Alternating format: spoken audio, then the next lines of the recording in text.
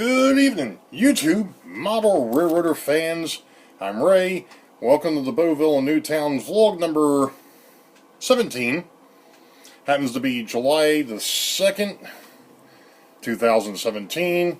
And if you can tell by the beginning of the video, I pulled out the bicentennial stuff.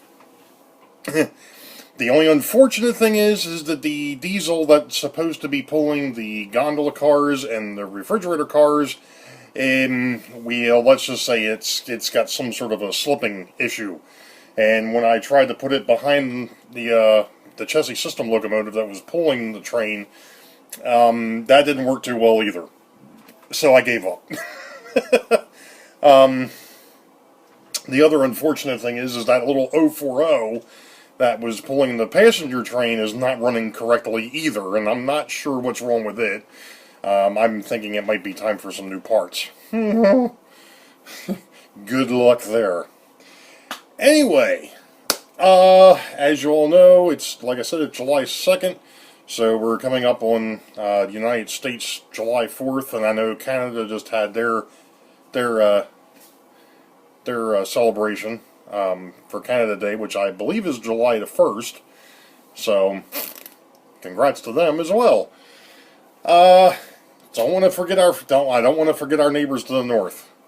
Don't want to do that. Don't want to forget our neighbors, period. But I wasn't going to do a vlog tonight. Wasn't going to. But if you're on Facebook and you subscribe to either the YouTube Model Builders or to my friends of the Boeville and Newtown Railroad, you saw me post an update. And the fact that I finished the preliminary drawings for plan number 43. And to my amazement, I started getting all sorts of positive feedback on the thing. So, what I decided we're going to do tonight is I'm going to, and I should have done this beforehand, I'm going to try and pull it up on the computer down here, and we'll kind of muddle through it. I know that there was a bunch of questions on it. Yes, I plan on putting some industries in. Yes, the plan is not completely finalized, but it's the basis. It's the rough draft. It's getting things from here someplace else so that I can actually sit there and fiddle and futz and play with it until I get it the way I want it. That's been the whole purpose behind using that Visio program, which I've mentioned in the past is not designed for model railroading. It's designed for electrical, electronic, networking. It's actually, they even use it for home remodeling so they can lay out floor plans. That's what it's used for. I went ahead and modified it. Well, I didn't modify it. I just went ahead and used it to my advantage. I could go ahead and I could, on the computer, just throw things at it and see if I liked it, see if it would work, and then started shooting holes in it and going, nope, that won't work. That's the reason why we're up to plan 43. So, let me swing on over here a minute. Sorry for shaking the bed. It's an earthquake! Sorry. Didn't mean to do that. Yes, I did. Of course, I don't know why I bothered doing this anyways, because I gotta turn the camera around, because you guys don't want to look at my ugly mug while I'm sitting here trying to point out what this layout's. Well, see, this here's the northbound line, and that's the southbound. You can see this, right? No, you can't. Let me turn this thing off. I'll be right back.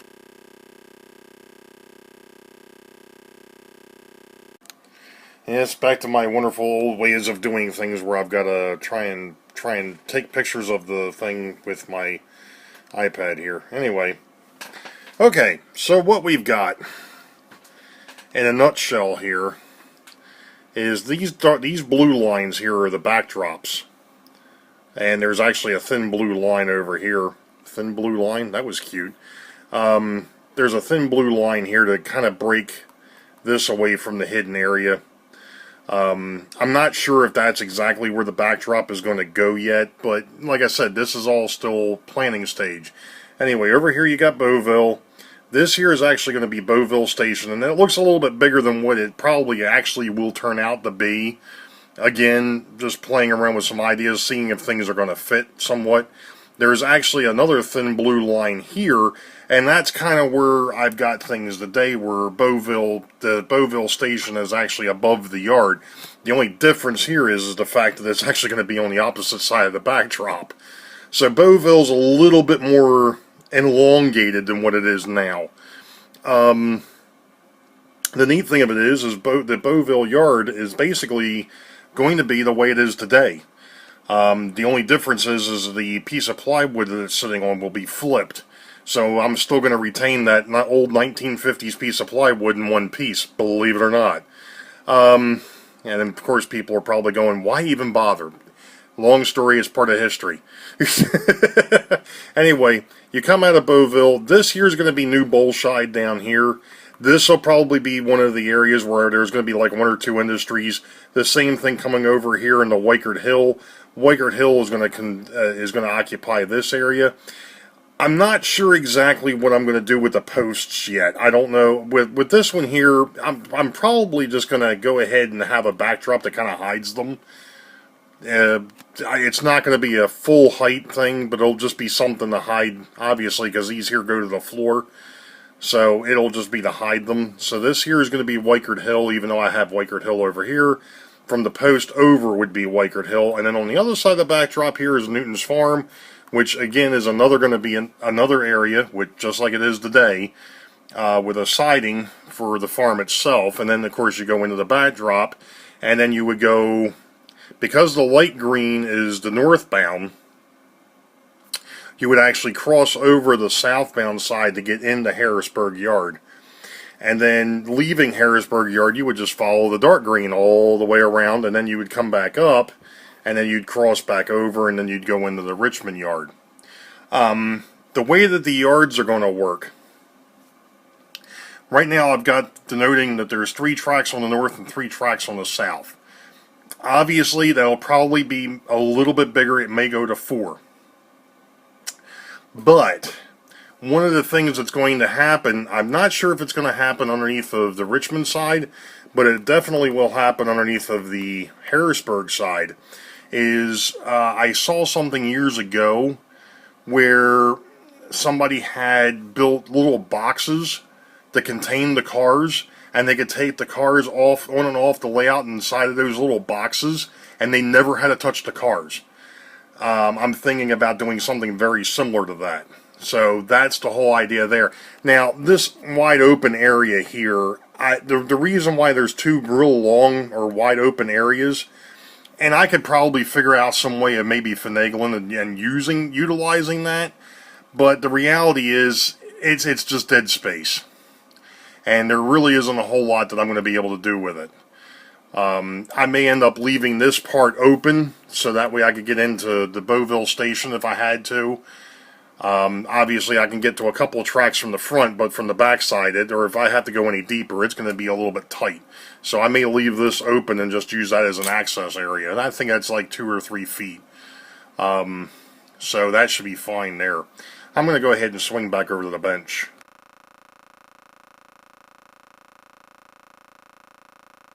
Was wondering why the iPad was tilted earlier. Now I know why. It was on top of the cord. Anyway, and now for something completely different.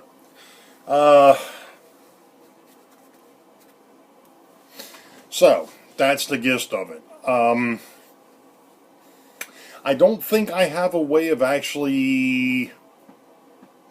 I tell you what I might do at the end of the video is I'll put that track plan up as an ending part before the actual end. The end before the end. Okay. I don't know. It sounded good.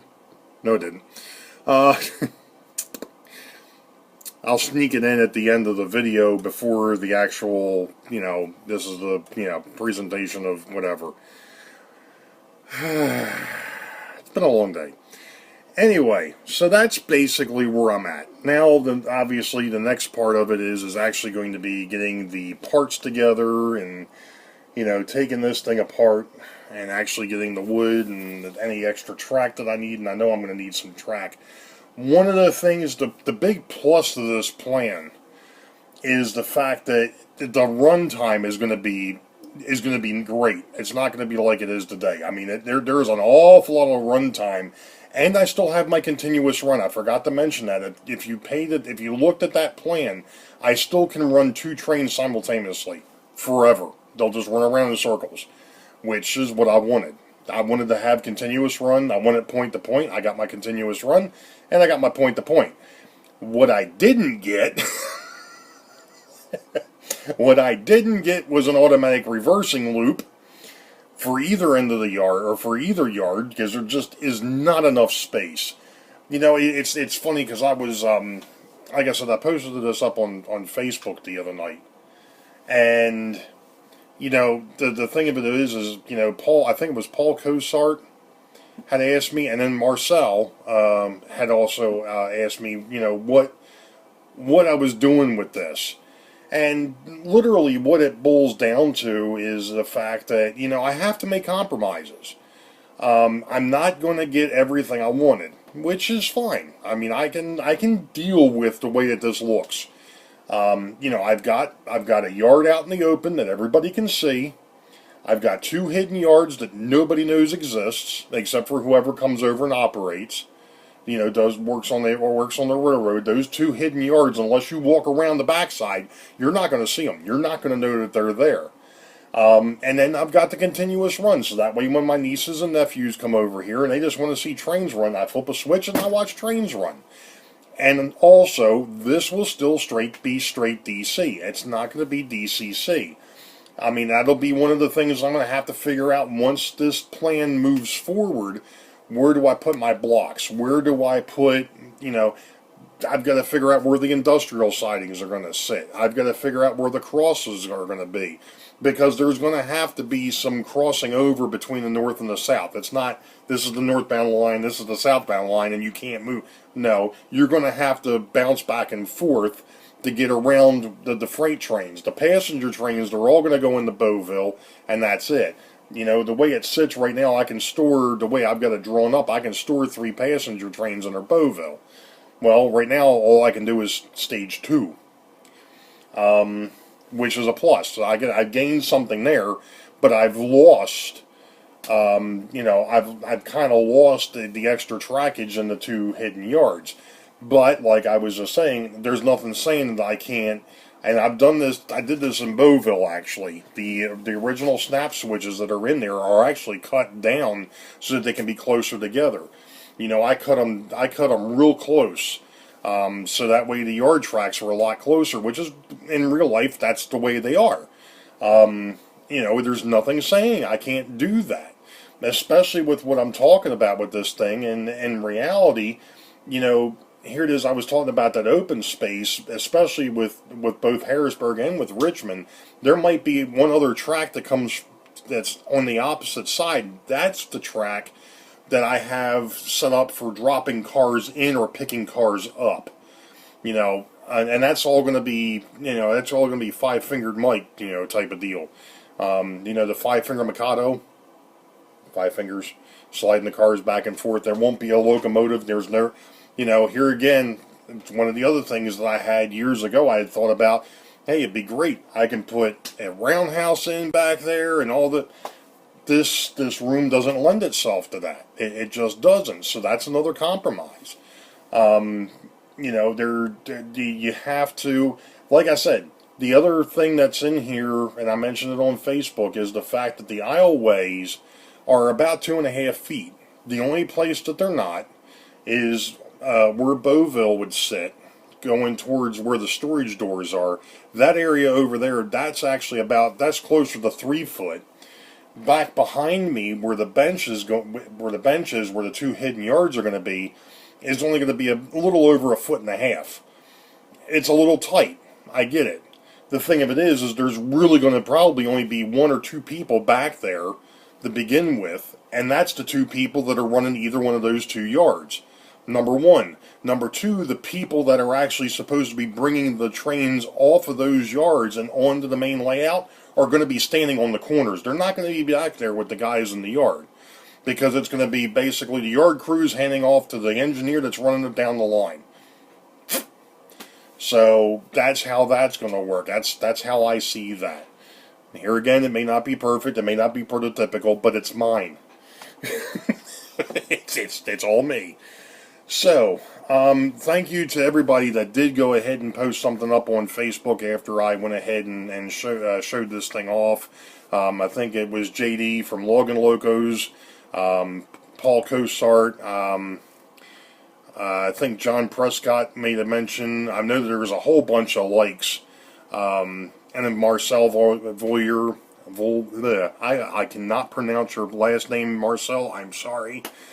You know, so there's been a bunch of people, and I appreciate everybody hopping in there and taking a look at it. The funny thing of it is last week, after I posted... Here we go again. After I posted vlog 16, Walt had asked if I was going to go ahead and put this plan up, and I told him, I said I plan on doing it with vlog 17. There you go. Here we are. So it's on there. Like I said, I'll go ahead and I'll put it down towards the end of this video, and that way you can stop, take a look at it, and so on and so forth. And you know, with that being said, you all know the deal. Wait for the highball. Green tracks ahead. We'll catch you all next time. Be safe out there. God bless. See you next time.